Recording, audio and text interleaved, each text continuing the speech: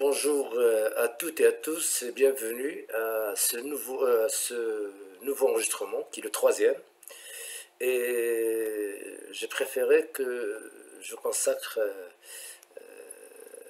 un nouveau enregistrement à la première partie du cours que j'avais annoncé la dernière séance. Je vous rappelle que j'ai terminé le deuxième enregistrement ou la deuxième séance par la proposition d'une nouvelle classification des sources du contrat. Je vous ai dit à la fin de l'enregistrement que on va adopter la classification des sources des obligations telle qu'il a été adoptée par la doctrine moderne qui a réparti les sources en deux grandes sources, non pas quatre, à savoir l'acte juridique dans lequel la doctrine moderne met le contrat ou la convention et l'engagement unilatéral, et la deuxième source consacrée aux faits juridiques dans lequel il va y avoir, où la doctrine moderne envisage le quasi-contrat, et le délit et le quasi-délit. Donc, première partie de ces sources, donc, l'acte juridique, source d'obligation. Le contrat. L'acte juridique, source d'obligation, le contrat. C'est d'ailleurs, je ne sais pas si vous vous rappelez, lors de la première séance, je vous ai dit que le contrat ou la convention, c'est la source d'obligation par excellence. C'est la source fondamentale des obligations. Et j'avais parlé de l'importance du contrat en tant qu'outil, en tant que seul outil juridique pour l'échange des biens et des services entre les individus, entre les entreprises, entre les sociétés, entre les États. C'est le seul outil juridique qui permet cet échange de biens et de services. Et j'ai évoqué aussi, toujours lors de la première séance, la richesse du phénomène contractuel aujourd'hui dans le monde des contrats, notamment du contrat d'affaires. Donc, pour présenter cette partie, il importe d'abord de lever l'équivoque sur le sens du mot acte, l'acte juridique.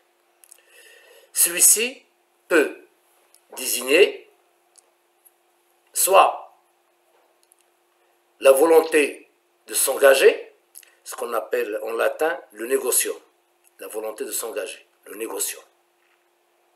Soit l'écrit qui constate cette volonté, qui se borne à l'enregistrer, qu'on appelle en latin l'instrumentum, ou un acte instrumentaire. Parce qu'il faut faire la distinction entre, dans la théorie générale des obligations, dans le droit des contrats, entre le négociant et l'instrumentum. Parce que souvent, nos étudiants, surtout que vous êtes des étudiants de première année, sont des fois confus. Ils entendent parler du mandat, du contrat de mandat, et après ils entendent la procuration. Et là on est perdu. C'est quoi le mandat, c'est quoi la procuration? C'est simple, à travers ce que je viens de dire. Si je vous contacte par téléphone, ou verbalement, par tous les moyens, je vous demande d'accomplir un acte pour moi, l'achat d'une voiture ou l'achat d'une moto, je ne sais pas quoi.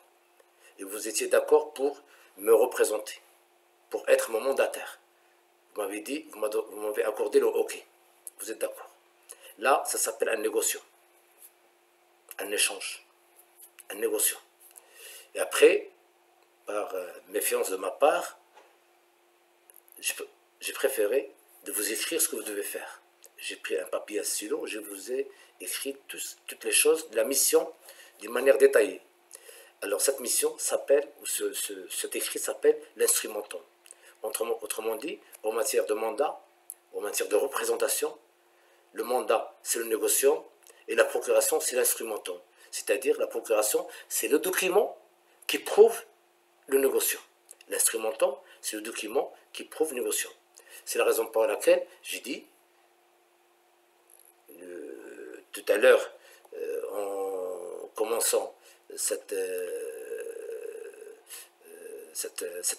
séance, j'ai dit il y a de l'équivoque à lever sur le sens du mot acte, car il peut signifier deux sens, ou peut avoir deux sens, pardon.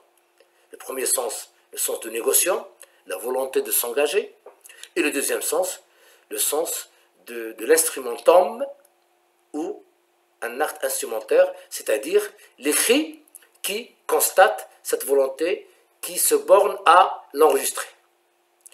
Nous avons déjà vu, lors de la première séance, si vous vous rappelez, que sous l'influence du droit suisse, du code civil suisse, du code civil allemand, et même du droit musulman, les rédacteurs du DOC se sont éloignés du droit civil français en rajoutant aux sources des obligations un acte qui n'est pas prévu par le droit français, le droit civil français, l'engagement unilatéral. Pourquoi? Comme je l'ai expliqué lors de la première séance, le droit musulman contient de nombreuses applications de la volonté unilatérale, source d'obligation, notamment la promesse de récompense, l'oued. À ma connaissance, à part le rite hanifite, les autres rites en admettent la validité. À part le rite hanifite, qui ne considère pas l'offre de récompense comme valable, les autres rites, hanbalites, malikites, shafi'ites, admettent la validité de l'offre ou de la promesse de récompense. Autrement dit, ils admettent la validité de l'engagement unilatéral. Donc, je disais, les rédacteurs du DOC, à travers ce que je viens de dire, ont admis que les obligations ayant pour fondement la volonté peuvent avoir pour source soit deux ou plusieurs volontés, c'est ce qu'on appelle, comme on a vu, le contrat, soit une volonté unilatérale, comme je viens d'expliquer. Engagement unilatéral, irada al-munfarida. Le DOC, notre code civil, donne même des exemples qu'on a expliqués d'obligations engendrées par une volonté unilatérale, comme l'offre de contracter, dont on a déjà parlé, les articles 23, 29 et 33 du DOC, l'offre publique de récompense, l'oued, bil-jaïza, l'article 15 et 17 du DOC, la stipulation pour autrui, l'article 34 à 38 du DOC, comme nous aurons bien sûr par la suite l'occasion de revenir sur l'offre de contracter dans la section précédente lorsque nous étudierons le consentement comme condition de validité du contrat, comme condition de fond de validité du contrat. Donc, on peut dire que une offre faite à quelqu'un, dont on a parlé lors de la première séance, l'offre de récompense, le jaïza, et on a dit que cette offre consiste dans une promesse de récompense faite par un moyen quelconque de publicité, des affiches, l'insertion dans la presse, Internet, des circulaires, etc., à la personne qui accomplira un fait déterminé.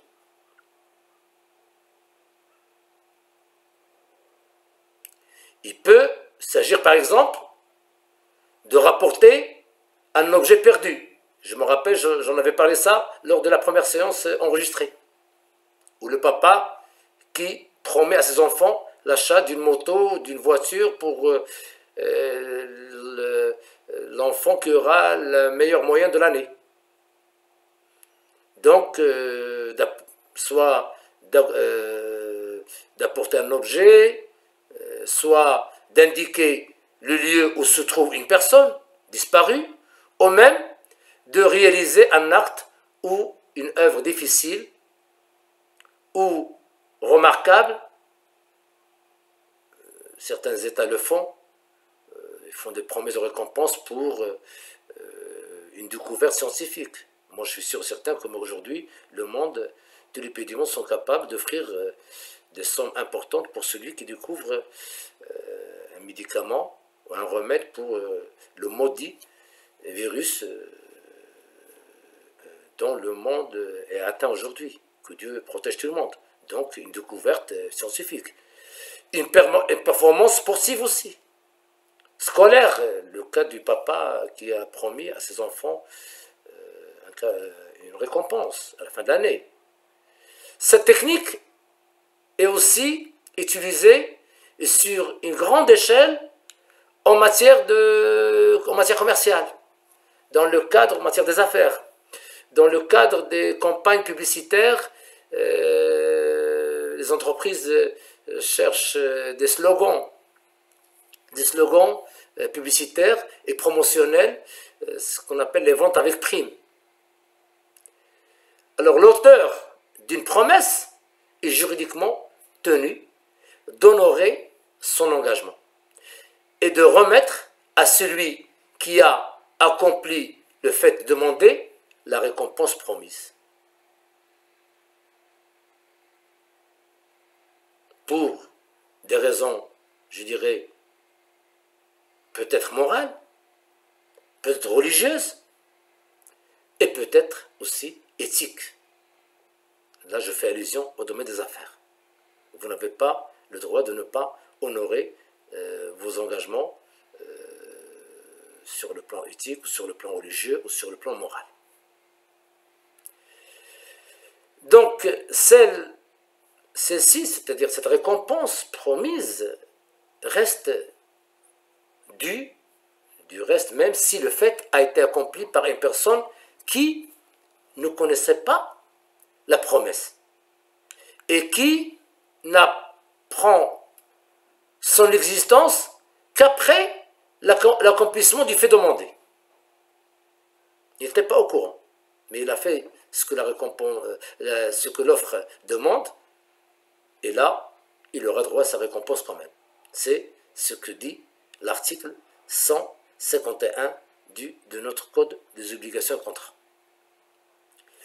Le DOC a pris soin donc de préciser, avec force détail, la solution en cas d'accomplissement du fait demandé par plusieurs personnes, en prévoyant notamment le partage en cas d'accomplissement simultané, je dis bien, en cas d'accomplissement du fait demandé par plusieurs personnes, en prévoyant notamment le partage en cas d'accomplissement par toutes ces personnes et l'octroi de la récompense à celui qui a accompli le fait demandé, bien sûr, le premier, dans le cas contraire. Le premier, dans le cas contraire. Et ça, vous le trouverez dans l'article 17 du DOC, que je peux vous lire rapidement. Alors l'article 17 nous dit: si plusieurs personnes ont accompli en même temps le fait prévu par la promesse de récompense, le prix ou récompense promis et partagé entre elles. Si elles, les personnes, hein, elles l'ont accompli en des temps divers, la récompense appartient à la première date. Si ils l'ont accompli chacune pour une part, cette récompense est partagée dans la même proportion, etc. Le texte est encore long. Donc, cet article confirme ce que je viens de dire. L'article 17 du DOC. De même, le DOC a réglementé les conditions dans lesquelles la promesse peut être révoquée. Les conditions dans lesquelles la promesse peut être révoquée par son auteur en précisant que l'auteur d'une promesse qui fixe un délai pour l'accomplissement du fait demandé ne peut révoquer sa promesse avant l'expiration du délai. La règle, on la trouve dans l'article 18. Étant entendu que, dans tous les cas, c'est-à-dire même après l'expiration du délai, l'exécution rend la promesse irrévocable.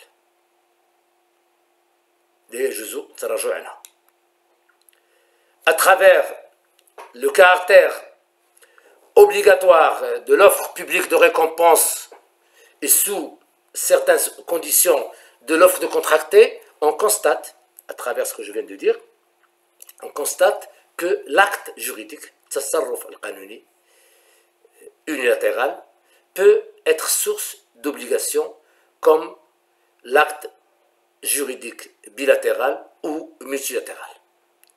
Cependant, dans cette partie du cours, nous ne consacrons pas le développement particulier à l'acte juridique unilatéral, et ce pour deux raisons au moins. D'un côté, bien que la déclaration unilatérale de volonté puisse créer des obligations, il n'a pas la même importance pratique que le contrat. L'essentiel des obligations volontaires a pour source le contrat. La volonté unilatérale est une source complémentaire. La source principale demeurant le contrat. Première raison.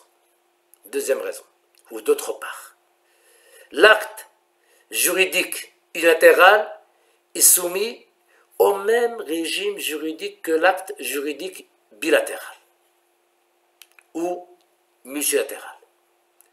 Ainsi, des règles comme celles relatives, par exemple, à la capacité, au consentement, à l'objet, à la cause, sont valables pour tous les actes juridiques, qu'ils soient unilatéraux ou bilatéraux ou multilatéraux.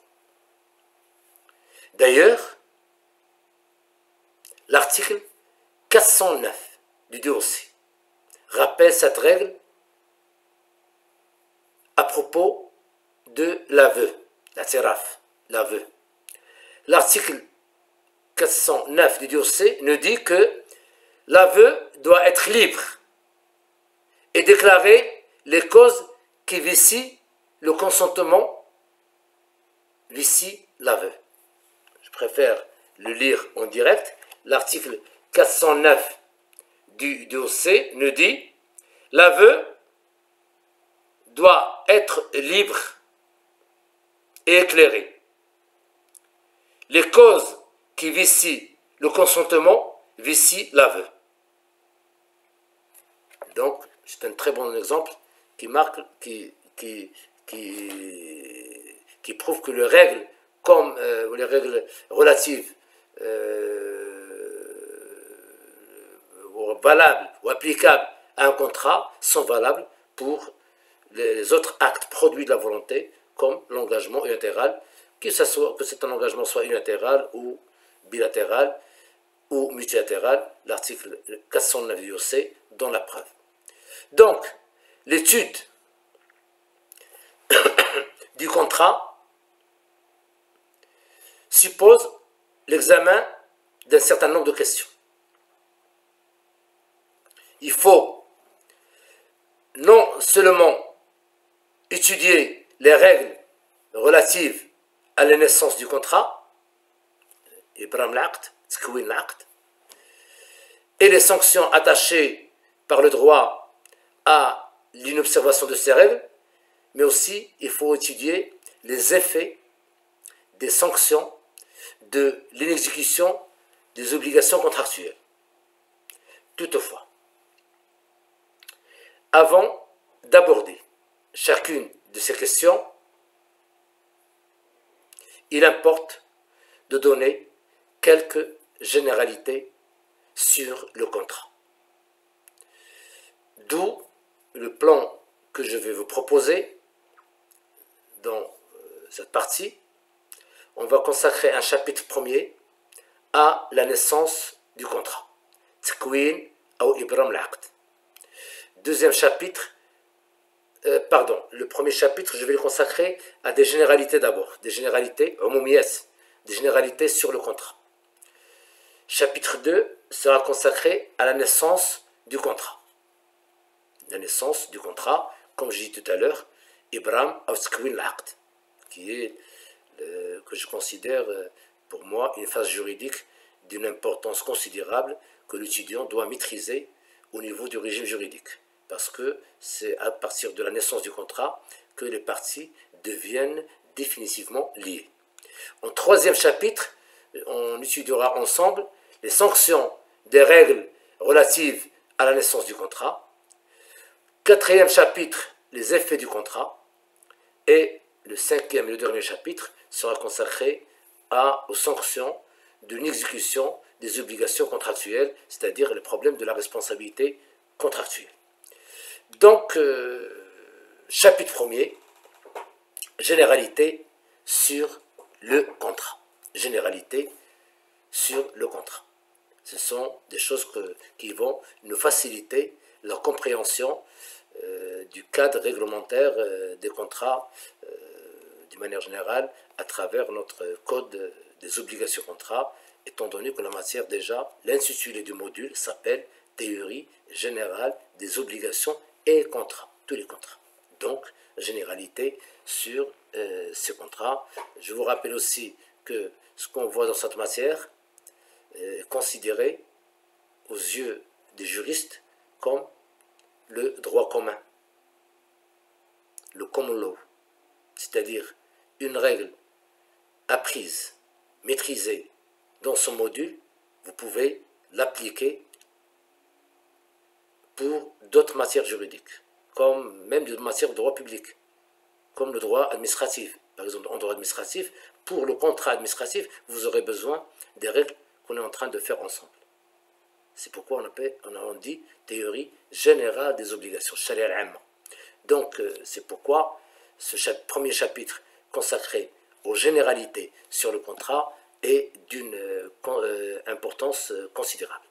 Alors, déjà, si vous vous rappelez, dans la première séance, en virtuel ou à distance, je vous ai défini le contrat. Et j'ai dit que un contrat est un accord entre deux ou plusieurs volontés en vue de faire naître des effets de droit. العقد هو توافق إرادتين أو أكثر على إحداث أثر قانوني. العقد هو توافق إرادتين أو أكثر من أجل إحداث أثر قانوني. Le contrat est un accord de deux ou plusieurs volontés en vue de faire naître des effets de droit. Donc, le contrat se définit aussi bien par sa source, qui est la volonté, que par ses effets. Le contrat ayant sa source dans un accord de volonté, ou le contrat ayant sa source dans un accord de volonté, doit se distinguer d'autres institutions juridiques. D'une part, il doit se distinguer des actes unilatéraux qu'on a vus auparavant, dans lesquels, si vous vous rappelez, l'obligation est créée par la seule volonté, par une seule volonté, alors que dans le contrat, il faut au moins deux volontés. Une seule volonté ne peut créer un contrat, sauf dans le contrat ou dans l'hypothèse du contrat conclu avec soi-même. Vous allez me dire, monsieur, qu'est-ce que vous entendez par un contrat conclu par soi-même? Je vous ai désigné tout à l'heure, j'ai évoqué l'exemple du contrat de mandat. Moi, je suis le mandant, je vous ai désigné comme mandataire. Je vous ai demandé de me vendre une chose à tel prix. Et vous l'avez acheté pour vous-même. Vous avez conclu un contrat avec soi-même. D'autre part,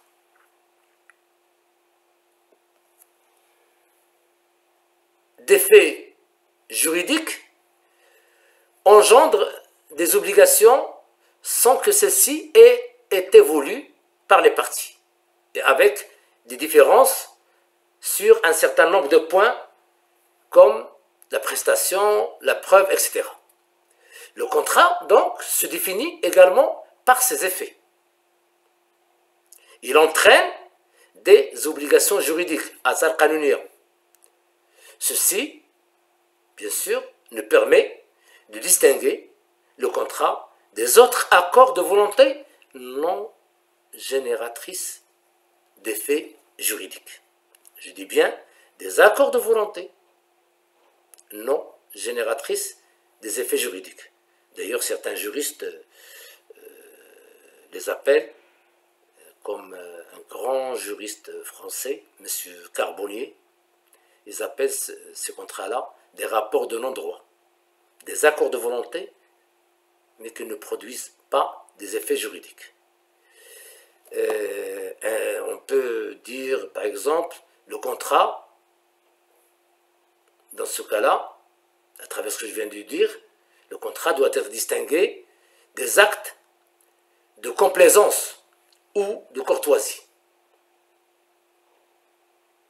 Le contrat doit être distingué des actes de complaisance ou de courtoisie.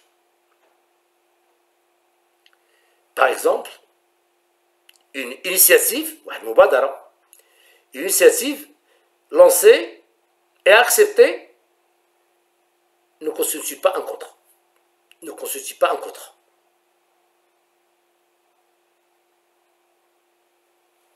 Exemple concret. Une invitation à dîner. Je vous invite, vous acceptez l'invitation à dîner chez moi. Donc il y a accord de volonté. Mais vous m'avez posé un lapin. Vous n'êtes pas venu. Je ne peux rien faire contre vous sur le plan juridique. Pourquoi? Parce que c'est un accord de volonté de non-droit. Il ne produit pas d'effet juridique. C'est pourquoi ces accords de complaisance ou de courtoisie, particulièrement en matière de prestation de services, notamment les services gratuits, comme le transport bénévole aussi, l'autostop, ou la prestation de travail au profit d'un voisin ou un ami. Y a-t-il, dans ce cas-là, contrat? L'invitation à dîner, l'autostop, le transport bénévole, aider un voisin pour une prestation. Y a-t-il dans ce cas-là un contrat? On pourrait tenter de répondre par la négative en avançant comme argument l'absence de contrepartie. Parce que je dis le contrat à titre gratuit.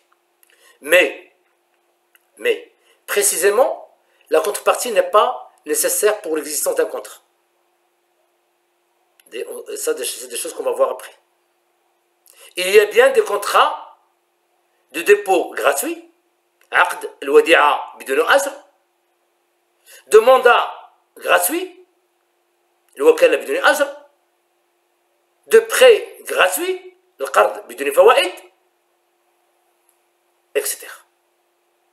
Le contrat peut être parfaitement à titre onéreux ou à titre gratuit, comme nous le verrons tout à l'heure, parce qu'on aura une section sur la classification du contrat. Et nous distinguerons ensemble le contrat à titre onéreux et le contrat à titre gratuit. Donc, le contrat doit être aussi distingué des engagements d'honneur, comme on les appelle les gentlemen's agreements. En français, on peut traduire ça, les engagements d'honneur. Il s'agit d'engagements souscrits par des personnes pour adopter un certain comportement ou accomplir un acte ou un fait déterminé. Lorsque le droit ne leur permet pas de s'engager dans le cadre de contrat. Je peux vous donner comme exemple, qui constituent des engagements d'honneur, les accords entre des entreprises qui pratiquent la même activité commerciale, et par cet accord, ils décident, ce sont des professionnels, qui décident de partager le marché, limiter la concurrence. Ils peuvent faire ça dans le cadre d'un engagement d'honneur ou d'un gentleman's agreement. Un accord par lequel la centrale laitière s'engage à distribuer dans tel endroit de la ville, Jaouda dans un autre endroit des quartiers, et Seis dans un autre endroit, et d'autres, je ne connais pas les autres sociétés de distribution de lait. Et là, c'est un accord, c'est un engagement d'honneur entre les 3 ou les 4 pour partager le marché de la ville de Fès. Mais, bien sûr, c'est interdit. Mais c'est un accord qui est conclu sur la table.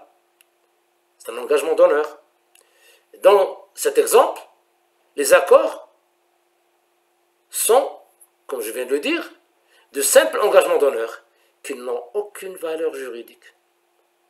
Parce qu'ils sont nuls. Interdit. Et vous connaissez l'adage, ou le principe. Tout ce qui est fondé sur le nul est nul. Leur exécution ne peut être obtenue judiciairement. Ils sont même contraires au droit de la concurrence, et peuvent tomber même sous le coup de la loi pénale. Mais Dieu sait, peut-être, qu'il y a des gentlemen's agreements, des accords de volonté, qui ne produisent pas des effets de droit qui existent. Et nous, on n'est pas au courant. On ne peut pas le savoir. Les effets juridiques, parce qu'ils ne concernent en principe que les parties de la relativité du contrat,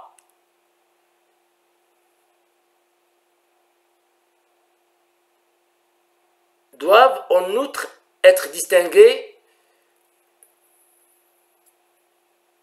de certaines institutions comme les actes collectifs. Ce que je veux dire par là, c'est que on a dit que le contrat est un accord de volonté en vue de produire des effets juridiques. Athar qanuniya. Les effets juridiques, parce qu'ils ne concernent en principe que les parties au contrat, on appelle ça, c'est des choses qu'on va voir après, Inch'Allah, le principe de l'effet relatif du contrat. الأثر النسبي للعقد كما تسمى تنظيمه بمقتضى الفصل 228 و 229 من قانون زمامة العقود. Le principe de l'effet relatif du contrat tel qu'il a été réglementé par l'article 228 et 229 du dossier. L'effet relatif signifie que un contrat ne produit d'effet qu'à l'égard des parties contractantes et aussi à l'égard des parties que la loi a délimitées. Et là, je fais allusion aux héritiers, comme le prévoit l'article 228. Alors, comme nous venons de le constater, la définition du contrat n'est pas toujours aisée, n'est pas toujours facile. Il y a certaines situations dans lesquelles les frontières, entre les contrats et les autres accords de volonté, comme ceux que je viens de citer, posent des problèmes. Sans être négligeables, les problèmes posés par la définition du contrat sont moins importants que ceux levés par la classification des contrats ou par le rôle que doit jouer la volonté dans les rapports contractuels. Ce que je veux dire par là, c'est que, je ne sais pas si vous vous rappelez, lors de la première séance, j'avais dit que les obligations sont très nombreuses et qu'on ne peut pas les recenser, on ne peut pas les compter, on ne peut pas les étudier un par un. La seule chose qu'un juriste puisse faire, c'est de classer les obligations par groupe. Ensemble, on les a classées en 4 groupes. C'est la même chose pour les contrats. Et peut-être plus. Les contrats sont très nombreux. On ne peut pas, dans ce programme, dans ce module théorie générale des obligations, étudier chaque contrat à part. Mais, pour décrypter le cadre juridique des contrats, d'une manière générale, on doit d'abord les classer. Tsnef. Le classement, ou la classification, pardon, c'est un travail doctrinal. Ce n'est pas la loi qui classe les contrats, non. C'est la doctrine, le fiqh. Et pourquoi? Quelle est l'utilité de cette classification? C'est que chaque, d'ailleurs on va découvrir ça ensemble, chaque classification chaque groupe de contrats classés a le même régime juridique. Ça va nous faciliter la tâche. Et ça va nous permettre de maîtriser le régime juridique du contrat d'une manière générale. Donc c'est pourquoi notre première section de ce chapitre sur les généralités sur le contrat sera consacrée à la classification des contrats. Tsnef al-uqud. Donc section première, classification des contrats.